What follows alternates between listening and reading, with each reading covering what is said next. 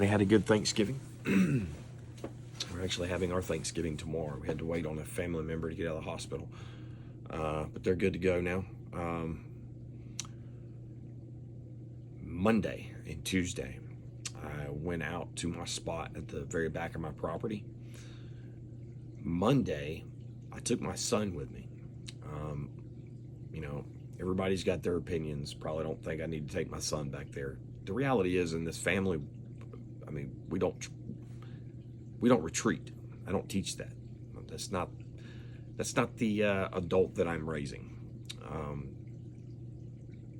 We have to live in a world where these things exist, and the more they know about them, first of all, it's just fascinating. Okay, to me, it feels like a gift that I'm giving my child, to be able to know about something that hardly anybody knows about, and that hardly anybody's ever seen or experienced. So I feel like teaching them about this stuff is, it is a gift, and it's just super fascinating. He's the type of kid that he's very got a lot of ingenuity. He thinks really hard about a lot of things, puts a lot of things together. He's into how things work. Very smart kid. So hopefully, he'll maintain an interest in this, and then, pick up the torch and do even better than, anything I can do. It's my hope. That, again, he may not ever have any interest, but the fact of the matter is, he plays in these woods along with his cousins. So it's kind of like growing up in bear country or cougar country. They need to know the wildlife. They need to know what's going on, what to expect, what to look for, what to do in case they get face to face with them, whatever. That's a good possibility. But and I want him to experience it. I want him to realize that these things are real. And I think the more experiences, the better. Anyway, I took him out there with me. And he's been out there with me several times, but he's never come back there to the spot where I just sit and then they interact or throw and break stuff. So I took him back there. Probably about 7 or 8 minutes after we got there, I'm facing forward. He's sitting next to me, kind of facing behind a little bit. And he said he saw movement and what looked like something went up and went back down again. Now, I know he would not lie at all about that, but I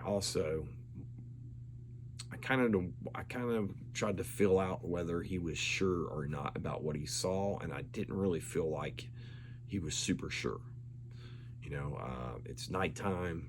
He's probably a little scared, even though he didn't show it. There was a couple times where he kind of scooted a little closer. That's to be expected. But all in all, he did really good. Just sitting there and waiting, and then pay attention and asking questions and stuff. But so I kind of just was like, I don't know. If he really, really would have been confident about it and pushed it, then I would have been, tried to get more out of him, but it really wasn't. So I don't know what he saw, or if he saw anything at all, whatever it was, he didn't get a good enough look to have any idea what it was. From what I gathered, it was just kind of like an up and a down, but that literally could have been anything. So the rest of the time we sat there, we were out there for about 45 minutes. Nothing happened at all. But I left the recorder back there. We left for about an hour. I came back. He came back with me to retrieve the recorder. We sat out there for about another 15 minutes. Nothing happened then. Well, I checked the recorder. And I just took like the first 20 minutes of that recording. The first thing you hear is after we walk off. Now, in the original, it won't be like that in this because I'm putting two different videos together. But the timestamp on the regular video it shows 7 minutes after we leave. There's a wood knock. What sounds like a wood knock. Sounds very, very pretty solid, but also far off. There's also a little bit of shuffling in the leaves, and that eventually increases a lot. There's a lot of shuffling, almost like a rodent of some type that starts off far away and then gets close. But then there's a super loud break, The shuffling gets louder, closer, and then there's another really loud break, and then silence right after that break, and that break's pretty close. Then the shuffling picks. There's also, after that second break, there is a vocal. I can't tell what it is. Sounds pretty far off. Some type of vocal. And then after that, the shuffling gets closer, but then it goes to sounding bipedal. I want y'all's opinion on this one. I can't tell. The shuffling doesn't sound bipedal, but when it gets real close to the recorder, it sounds like super fast bipedal steps to me. Other people may have another opinion, especially with these creatures, bipedal and quadruped. Whatever you're hearing, unfortunately, it could still be them. We already know they go down on all fours a lot, but like the beginning, it just sounds too fast. It sounds like a rodent of some type, armadillo maybe, I don't know. But then the last part is, it sounds like obvious bipedal steps, but super fast. And it's like it's intentionally going right by the recorder.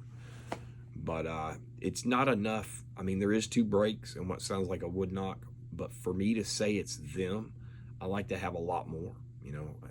The more breaks, the better. So I'm a little ambivalent about this one. I don't know what it was. It wasn't super obvious. But you guys listen to it. Just let me know what you think. If this sounds, I really want to know if you guys think this sounds bipedal at the end. To me, it sounds bipedal. Super fast steps, but still bipedal. But hopefully this Monday and Tuesday, at least Tuesday, I'll be back out there again, But then again, I don't know because of the moon. I don't know if that's what it was. Because the second night, that happened Monday night. Tuesday night, I went back out there by myself and nothing happened. I didn't even bother leaving a recorder because it was so bright. But we'll see. Probably best thing to do is to test it when it's a full moon and see, hey, are they going to do it? Are they going to go crazy with me back here during a full moon or not? That'd be good to know. So that should be coming up. We also, around the 4th-ish of December, should be checking out some properties with Lloyd, also going deer hunting. So that should be cool. But I will keep you guys posted. Hopefully we can get one of the people from Molina, one of the witnesses there that we met, and get them on before Christmas. I'd like to do that if they're up for it. Anyway, that's pretty much it. I will talk to you guys and girls later.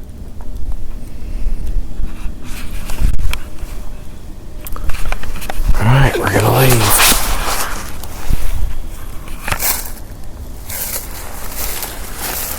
Now watch, we're gonna walk out of here right when we get close to the house. They're gonna throw something.